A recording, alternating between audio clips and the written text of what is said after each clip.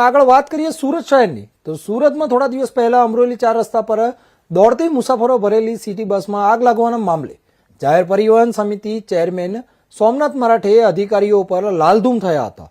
City લિંકના અધિકારીઓ પાસે જવાબ પણ મંગાયા છે અને બસની ડેડલાઇન ડ્યુ છતાં પણ ડીઝલ બસ કેમ દોડાવો છો?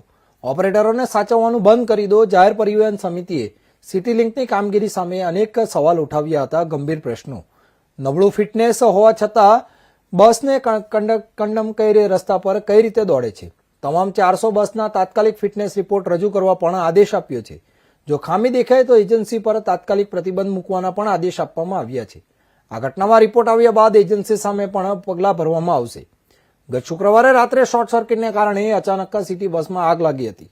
બસમાં સવાર 25 મુસાફરોના જીવ તાળવે ચોંટ્યા હતા। જોકે સદનસીબે તમામ મુસાફરો સમયસર બહાર નીકળી જવામાં સફળ રહેતા જીવ બચવામાં મોટી સફળતા મળી હતી।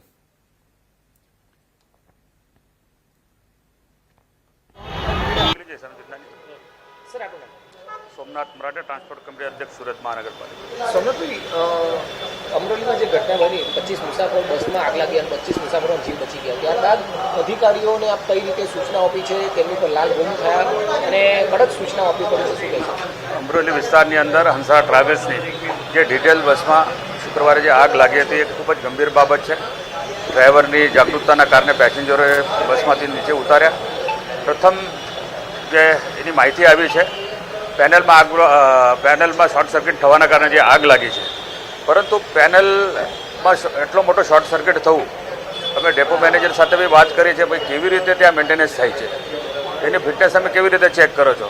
તાત્કાલિક અસરથી મને તમામ ડીઝલ બસના, પછી એ મારુતિ ટ્રાવેલ્સ હોય કે હંસા ટ્રાવેલ્સ હોય, એ બંને ટ્રાવેલ્સની જે આપણે 400 બસો છે, 400 ને 400 બસેસની તાત્કાલિક રીતે ફિટનેસ તમે મંગાવો।